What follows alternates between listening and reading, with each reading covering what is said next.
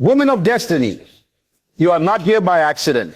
You didn't stumble into this message. You were summoned by the King of Kings, who wrote your name in eternity before time touched the earth.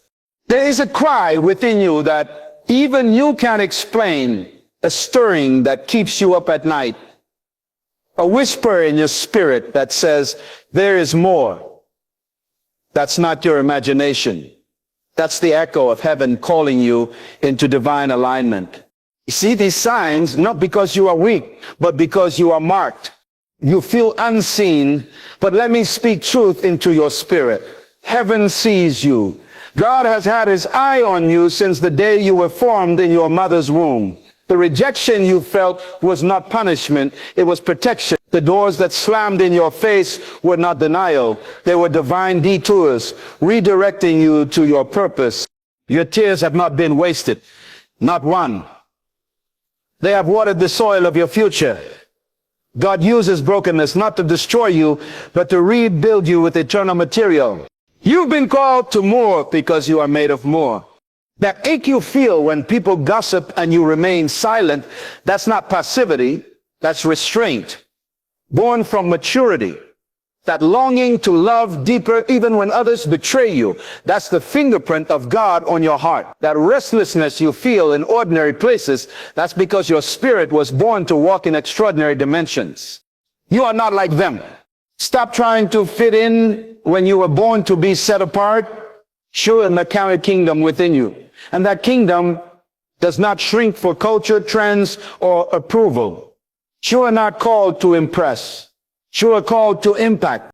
God is raising you in silence, building you in obscurity, because public promotion without private preparation is dangerous. You're not hidden because you're forgotten. You're hidden because you are being formed. When others rush ahead, he is telling you to wait. Why? Because oil takes time to press. Diamonds require darkness. And queens are not born. They are forged. Your life is not random. You were assigned to this generation. You carry answers to problems others haven't even recognized yet. That's why your battles are heavier. That's why your walk is lonelier. That's why your discernment is sharper. Because you are a forerunner. You are the blueprint. God is downloading vision into you, not for your comfort, but for his kingdom. You were not saved to sit. You were saved to stand, to intercede, to govern, to release heaven into earth. So don't apologize for your sensitivity. It's your weapon. Don't apologize for your standards. They are your spiritual boundaries. Don't apologize for being intense. You were never meant to be lukewarm. The pain you've endured was not in vain. It was the womb of your power.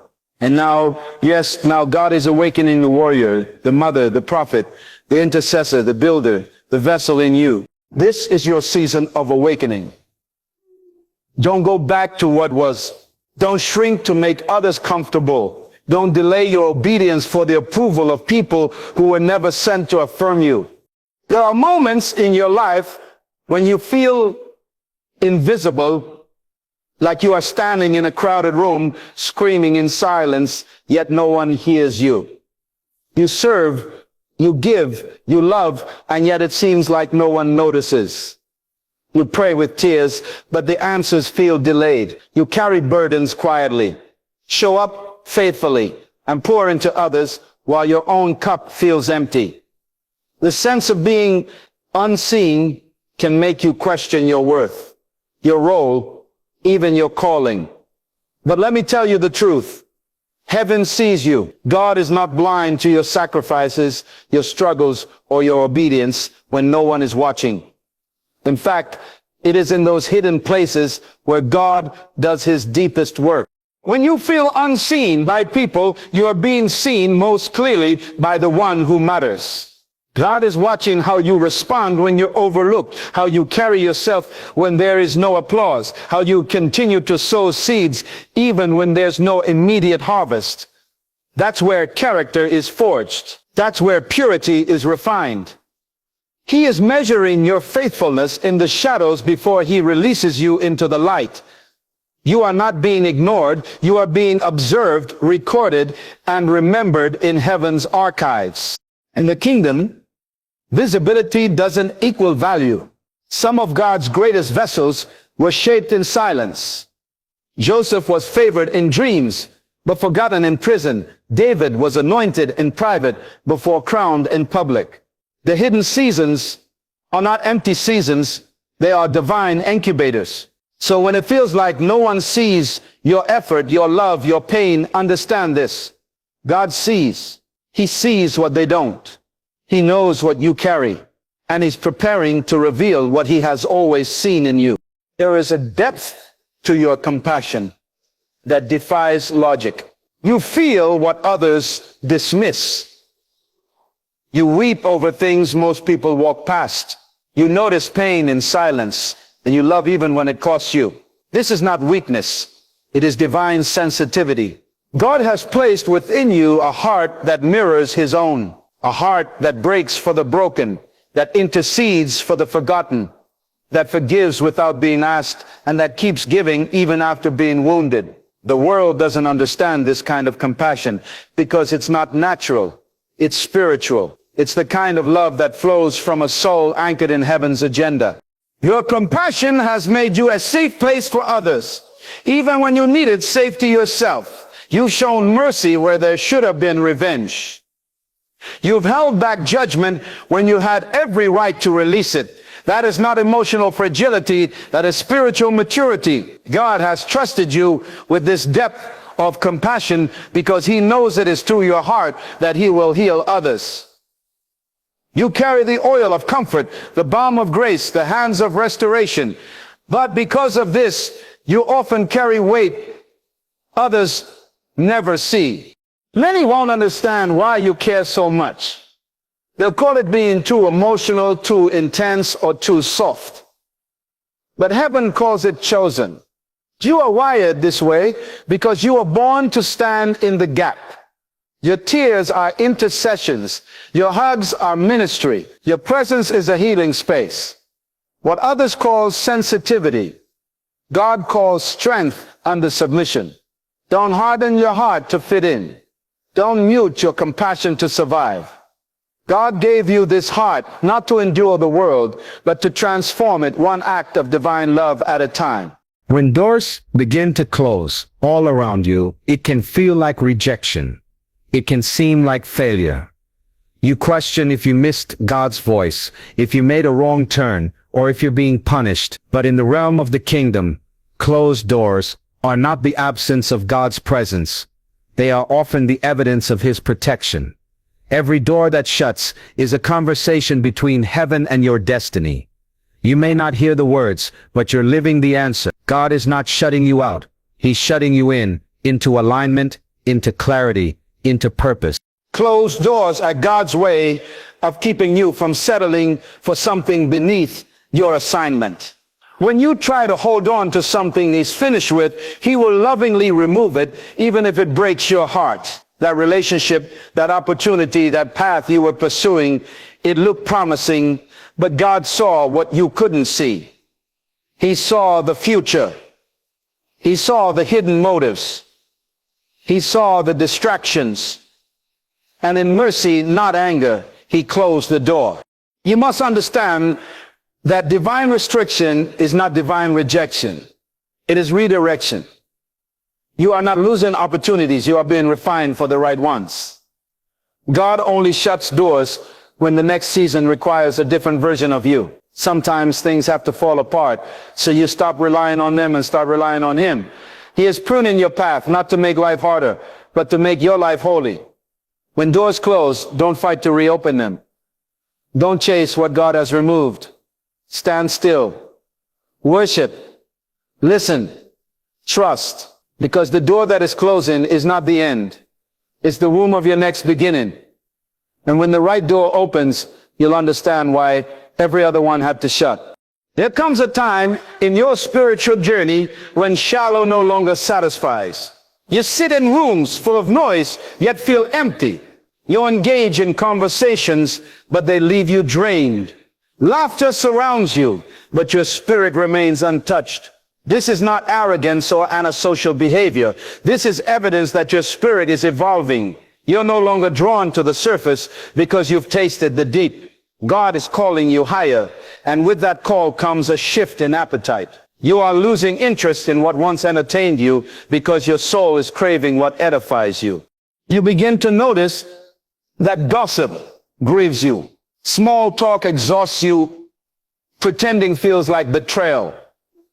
It's not that you're better than others. It's that your heart has outgrown what no longer aligns with your purpose. You're not just looking for company. You're looking for covenant. You want connection that stretches you, challenges you, convicts you, and awakens purpose inside you. You're seeking voices that carry fire, not flattery. Environments that stir your calling, not silence it. This change is divine. It's proof that God is transitioning you. You're being groomed for influence, and influence demands depth. You can't carry kingdom assignments while entertaining empty circles. You can't speak life while surrounding yourself with spiritual noise. So he begins to disconnect you from the surface to introduce you to the sacred. Let them call you distant. Let them say you've changed. They're right. You have. You're becoming who you were always meant to be. And though it feels lonely at times, this detachment is sacred. You are being positioned for divine relationships, strategic alliances, and supernatural conversations. You're not walking away from people, you're walking toward your purpose. And what God is preparing you for requires depth that only destiny-driven connections can sustain. There is a war behind your smile that few will ever recognize. You show up, you serve, you lead, and you love, yet no one sees the private pain you carry. Behind your strength is a storm. Behind your kindness is a cry for relief. You're fighting battles in the spirit while functioning in the natural. You wipe tears in silence and then walk out the world as if nothing is wrong. Not because you're pretending, but because you've learned how to war in the secret place. God has entrusted you with a fight that is not public, because the victory will carry eternal weight. You are not weak.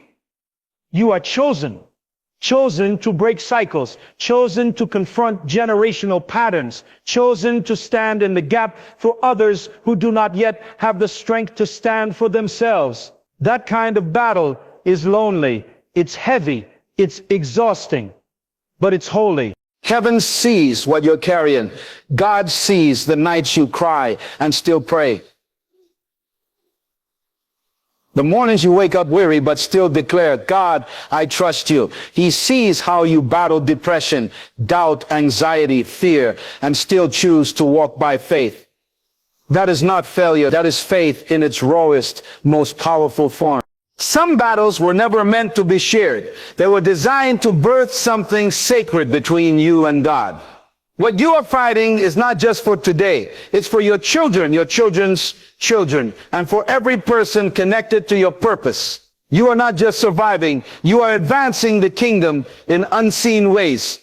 Every time you worship through the warfare, every time you declare truth over lies, you are pushing darkness back.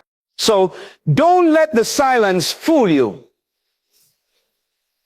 Just because no one sees the battle doesn't mean it's not real. And just because they don't understand it doesn't mean God hasn't already declared you victorious. There's something different about the way you perceive people.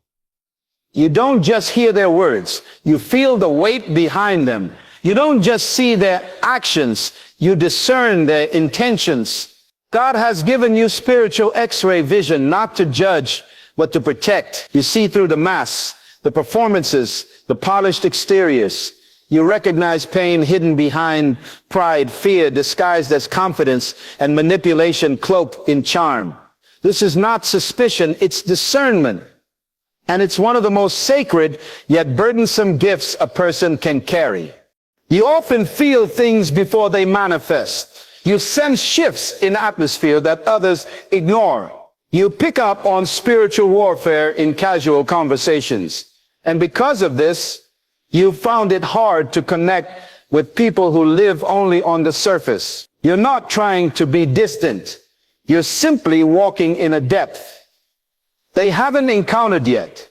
God has opened your eyes to things others are not yet ready to see, because your calling requires clarity. You're not just called to interact, you're called to intercede. Sometimes this gift leaves you misunderstood. People think you're too intense, too deep, or too quiet. But they don't understand that while they're speaking, you're listening to what they're not saying. You're discerning what's behind the smile. You're praying in the spirit while nodding in the natural. You carry the responsibility of insight, and that can feel lonely, but it is holy. God has trained your eyes to recognize wolves in sheep's clothing, to guard the gates of your heart, and to cover others even when they don't know they're exposed. You are not cynical. You are not paranoid. You are anointed. Your discernment is not a curse. It is a calling. And in a world full of illusions, your ability to see truth is a weapon of righteousness. Use it wisely and never apologize for it. There is a restlessness in your spirit that you can't quite explain. You go through the motions, do what's expected, and fulfill your daily responsibilities, but deep down something stirs a holy discontent, a divine uneasiness. You are grateful, but not satisfied. You are present, but not fully settled. That's not ingratitude. It's divine agitation. It's heaven awakening the dormant greatness within you. What once excited you now feels too small. What once felt like enough now feels like confinement. You look around and wonder why the routine that comforts others now feels like a cage to you. It's because God is expanding your capacity. He's stretching your spirit to fit your next dimension. You weren't created to merely survive. You were born to disrupt, to build, to lead, to transform. The ordinary will never satisfy a soul that has tasted purpose. But you don't fit in because you were never meant to. You're not here to blend into culture. You're here to shift it. This discontent is sacred. It's God's way of pulling you out of complacency and into calling.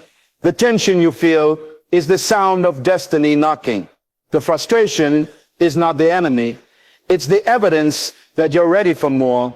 People around you may not understand it. They may say, you should be happy with what you have, but they don't hear what you hear in the quiet. They don't feel what you feel when you try to settle. God is calling you higher. And the higher you go, the more ordinary things lose their grip. You are never meant to be comfortable in small spaces. You carry too much vision, too much purpose, too much kingdom fire to live confined. That discontent you feel is not a problem to fix. It's a signal, a divine summons, a holy invitation to step into the extraordinary life you were created to lead. Woman of purpose, you are not imagining the weight you carry. You are not broken. You are being built. Every closed door, every silent battle, every moment of isolation is heaven's confirmation that you are marked, set apart, and divinely positioned. You are never meant to live a common life. The reason you feel different is because you are. The reason you feel called out is because you've been called up. You are heaven's strategy wrapped in human form. The Spirit of God has placed within you discernment to see what others overlook, compassion to love what others reject, and fire to rise when others fall. This is not the time to shrink. This is the time to stand. Your life is not random. It's a response to a divine problem. Only your existence can solve. You are not behind. You are in divine timing. You are not forgotten. You are hidden for the right moment. And you are not fighting alone. The host of heaven is backing your every step. So walk boldly, pray fiercely, love deeply, and never apologize for the anointing you carry. God's message for you is clear. You were created for more. Not comfort, not convenience, but kingdom impact. Don't chase normal. Pursue purpose. The world may never understand you, but all of heaven rejoices over you. Step forward. Your time is not coming. It's here.